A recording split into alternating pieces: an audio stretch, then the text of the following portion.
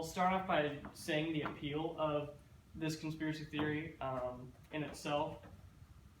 It essentially disclaims any evidence against itself by claiming that that evidence is invalid and that you are being lied to, which then in turn makes anything that can disprove it false, so that it has to be correct.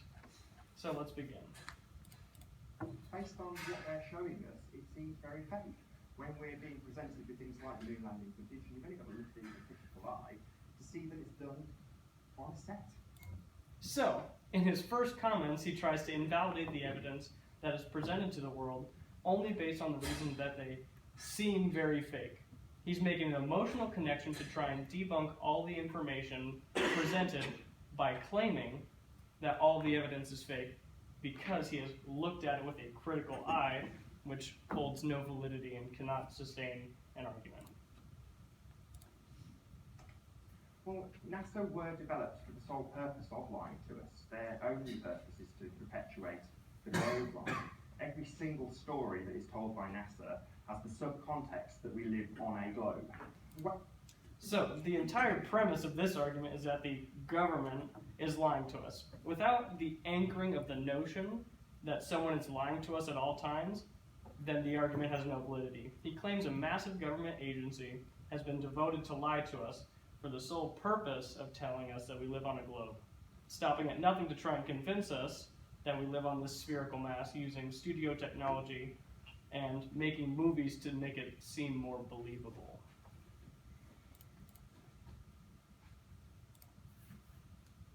Well, it's a good comparison because the blockbuster movies bolster the NASA fakery. If you're watching Guardians of the Galaxy or Star Trek or Star Wars, the basis of that is that you are on a spinning globe.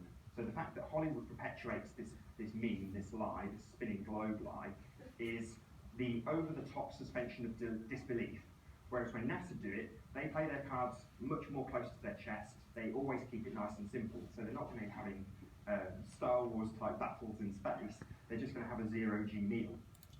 So here he's going to use the framing effect in order to give his argument strength. He introduces a comparison of NASA footage and Hollywood fiction, making NASA seem more realistic compared to movies like Star Wars or Guardians of the Galaxy. The way this information is presented causes different interpretations and reactions from the responder that will favor him in this argument that NASA is making the impression that we're on a spinning globe.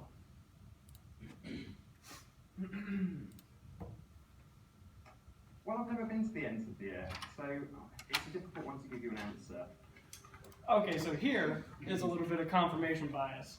He's asked completely logical and frequently asked question, and then he provides his response that doesn't actually answer the question, and then he says that he doesn't have an answer based on the lack of personal experience, then uses that as evidence that shows that you cannot disprove him and his claim, therefore supporting his own belief. I don't have an actual explanation for how seasons work. I don't know what the sun is.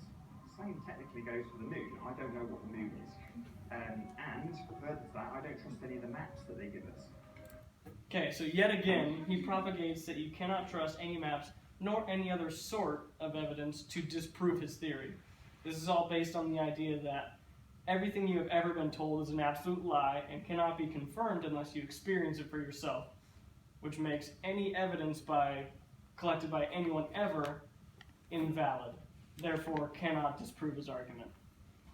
So, when watching this, I tried to go into it with an open mind, and I was convinced at some point based on some of the arguments. Then I started to do some research, and I learned that a valid hypothesis or theory of something has to be falsifiable by some sort of evidence. And like all conspiracy theories, all evidence that can disprove this one is invalid, therefore making it true. Thank you.